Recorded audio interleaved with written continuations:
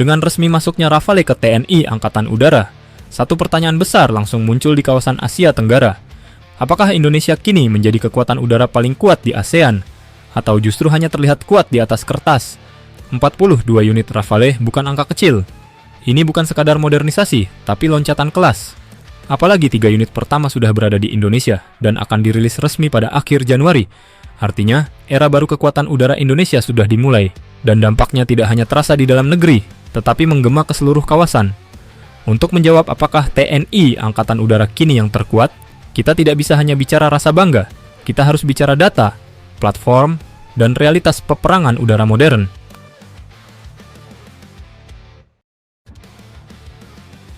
Rafale bukan pesawat biasa. Rafale adalah jet tempur generasi 4,5 yang dirancang bukan untuk satu peran, tetapi untuk menguasai semua spektrum pertempuran udara. Radar AESA, sensor fusion tingkat tinggi, sistem peperangan elektronik Spectra, serta kemampuan membawa berbagai rudal udara ke udara dan udara ke permukaan membuat Rafale menjadi platform yang sangat sulit ditandingi di kawasan. Masuknya Rafale berarti TNI Angkatan Udara kini memiliki pesawat dengan kesadaran situasional tinggi, mampu mendeteksi, mengunci, dan menyerang musuh lebih dulu sebelum lawan menyadari keberadaannya. Ini adalah lompatan teknologi yang belum pernah dimiliki TNI Angkatan Udara sebelumnya. Lebih penting lagi, Rafale tidak berdiri sendiri. Ia datang untuk menjadi tulang punggung baru, memperkuat F-16, Sukhoi, dan armada lain yang sudah ada.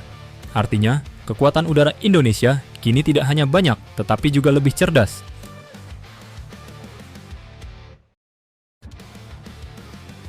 Peta ASEAN, siapa di atas siapa?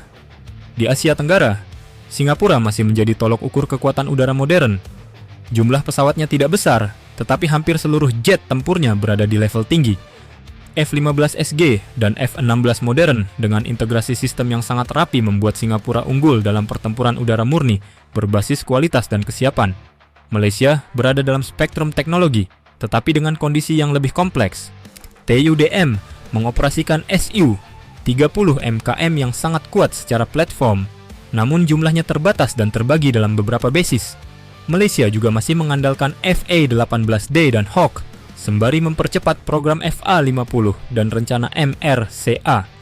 Secara kualitas, Su-30 MKM masih sangat berbahaya, tetapi secara kuantitas dan kesinambungan modernisasi, Malaysia belum berada di level teratas ASEAN.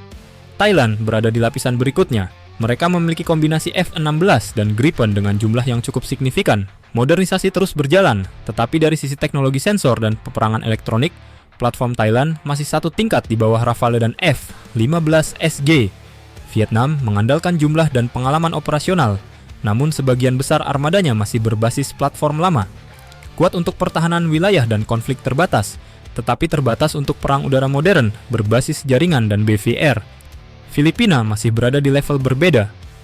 Fokus kekuatan udaranya adalah patroli, ISR, dan dukungan darat.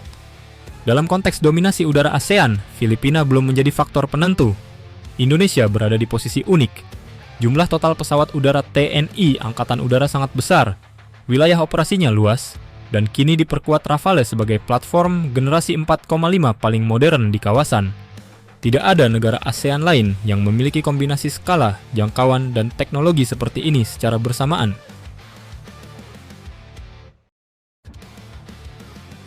Apakah TNI Angkatan Udara terkuat? Jika ukuran kekuatan adalah kemampuan udara secara menyeluruh, Indonesia kini berada di papan atas ASEAN. Jumlah pesawat, variasi platform, cakupan wilayah, dan masuknya Rafale menjadikan TNI Angkatan Udara sangat sulit ditandingi dalam konflik berskala besar. Namun, jika yang dinilai adalah kualitas persatuan pesawat dan kesiapan tempur udara murni, Singapura masih menjadi lawan paling serius. Malaysia juga tetap berbahaya dengan Su-30M KM-nya, meski terbatas jumlah. Ini adalah persaingan filosofi antara skala besar dan efisiensi tinggi.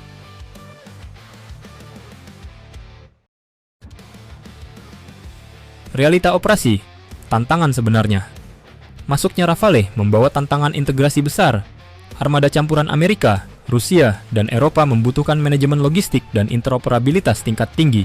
Namun, TNI Angkatan Udara sudah mempersiapkan ini dengan pelatihan intensif pilot dan teknisi.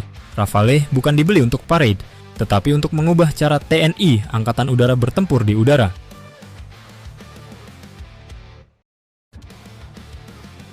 Kesimpulannya jelas. Dengan Rafale, TNI Angkatan Udara telah naik kelas. Indonesia kini bukan hanya kekuatan regional, tetapi penentu keseimbangan udara di Asia Tenggara. Apakah TNI Angkatan Udara paling kuat? Dalam konteks kekuatan udara menyeluruh, jawabannya semakin mendekati ya. Dalam konteks kualitas per unit, persaingan tetap ketat. Satu hal yang pasti, langit ASEAN kini harus menghitung Indonesia sebagai faktor utama.